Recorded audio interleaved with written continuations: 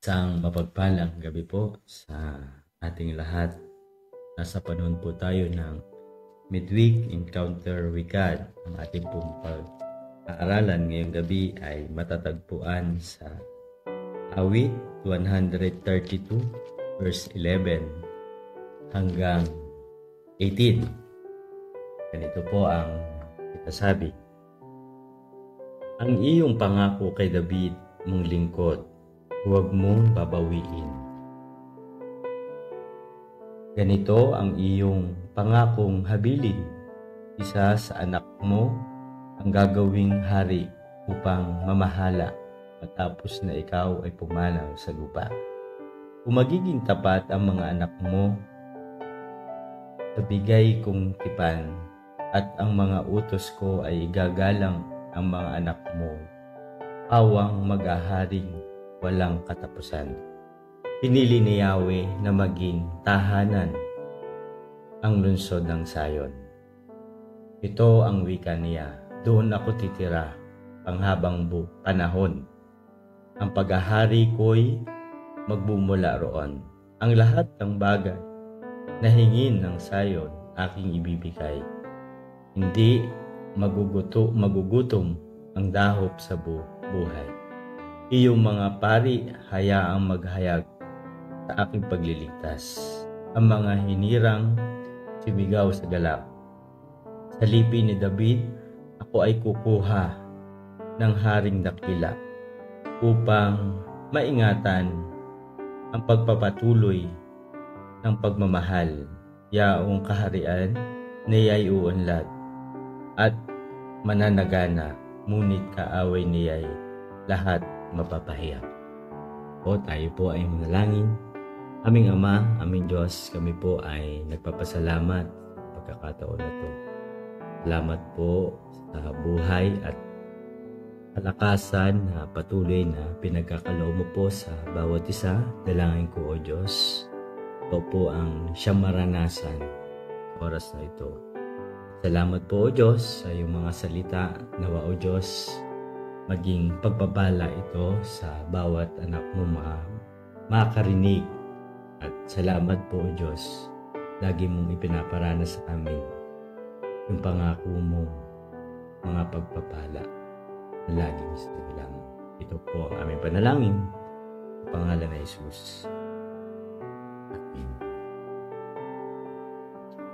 Ang ating pong pag-aaralan, ang awit na ito ay isang dasal at pasasalamat kay Yahweh, kung saan pinapaabot ng awit ang pangako ng Diyos kay David at ang kanyang patuloy na nagpapala sa kanyang bayan ng Israel. Inibigyan din dito sa awit na ito ay kahalagahan, pagtutok sa mga plano para sa mga anak ni David at Sayon ay nagdadala ng pagpapala at kaligtasan. Kaya napakahalaga na may Diyos sapagkat ipinaparana sa atin lagi yung kaligtasan at pagpapala. Mapalad tayo, nakaranas man tayo ng bagyo nakaraan, pero pinaranas sa atin yung pag-iingat. Tanging nagbibigay lang yun yung ating Panginoon. Kaya sa pagkakataon pong ito, gusto ko pong magbahagi ng tatlong bagay na ating pag-aaralan. Una po yung sa verse 11 and 12. Kung babasahin po natin, ito ang pangako ng Diyos kay David. Ang talatang ito ay nagpapala sa atin ng pangako ng Diyos. Isang pangako ng pamumuno na nagmumula sa kanyang mga salita na naghahari sa atin, na kung tayo ay magiging tapat sa tipan ng Diyos at sa kanyang mga utos, tiyak na tayo ay papalain, di ba? Pero, paano natin ipinapatuloy ang mga pangako ng Diyos sa ating buhay? Sa gitna ng ating mga pagsubok at tagumpay, ipinapaalala sa atin na ang pagsunod sa Diyos at ang ay nagdadala hindi lamang sa atin, kundi pati na rin sa mga sumusunod na henerasyon. Pansinin po natin mga kapatid, kung si Haring David ay pinili ng Diyos dahil sa kanyang tapat na puso, tayo rin ay tinawag na maging tapat sa ating pagsunod. Kaya napakapalad natin kung tayo ay susunod at maglilingkod sa Diyos, tiyak na tayo ay magtatagumpay sa pamamagitan ng ating pananampalataya sa Diyos na tagapagligtas at pagpapala. Ang pangalawa po ay matatagpuan natin po sa verse 13 and verse 14. Ito po yung pagpili ng Diyos sa Sion bilang tahanan. Pinili ng Diyos ang Sion, ang lungsod ng Jerusalem, bilang kanyang tahanan at pahingahan. Hindi lang ito basta lugar, kundi isang sagrado at espesyal na lugar kung saan ang Diyos ay naghahatid ng kanyang presensya at pagpapala sa bawat isa sa atin. Kung titingnan po natin, mga kapatid, ang Sion sa kabila ng lahat ng mga pagsubok nito ay pinili ng Diyos bilang kanyang tahanan.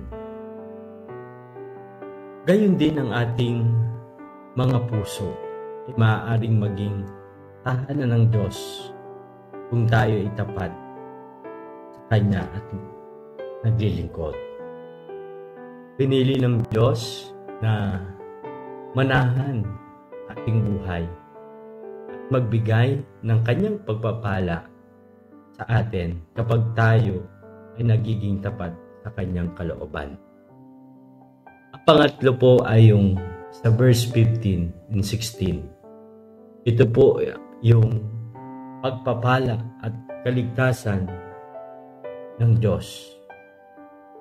Mga kapatid, ang Diyos ay nagpala sa Sion at bibigyan ng kaligtasan ang mga taong narito. Hindi lamang mga material na pagpapala, kundi ang higit na mahalaga ay ang kaligtasan at ang kagalakan sa kanyang presensya. Kahit sa mga panahon ng pagsubok, ang tunay na pagpapala ay kaligtasan na nagmumula sa ating Panginoon. Sa pamamagitan ng kanyang biyaya, tayo ay inaakay patungo sa tunay na kaligayahan, hindi lamang sa mga material na bagay, kundi sa espiritual na buhay na puno ng kapayapaan at kasiyahan sa Kanya. Kaya mga kapatid, lagi nating tatandaan, ang mga pangako ng Diyos ay tiyak at matibay. Kung paano niya pinili si David at ang Sion upang ipakita sa atin ang kanyang kabutihan at kaharian. Gayon din ay pinili niya tayong maging kanyang bayan at maging tagapagmana ng kanyang kaharian. tinuturuan tayo ng mga awit na ito na manatili sa pananampalataya at pagsunod sa Diyos upang maranasan natin ang kanyang pagpapala, kaligtasan at kanyang walang katapusang pag-ibig sa ating lahat. Kaya mga kapatid, mapalad tayo. Di man natin nakikita ang Panginoon, pero masagana tayo sa diwa ng ating Panginoon. Pagkamat nakakaranas man tayo ng mga anumang pagsubok sa buhay, pero hindi niya tayo pinapabayaan. Kaya napakahalaga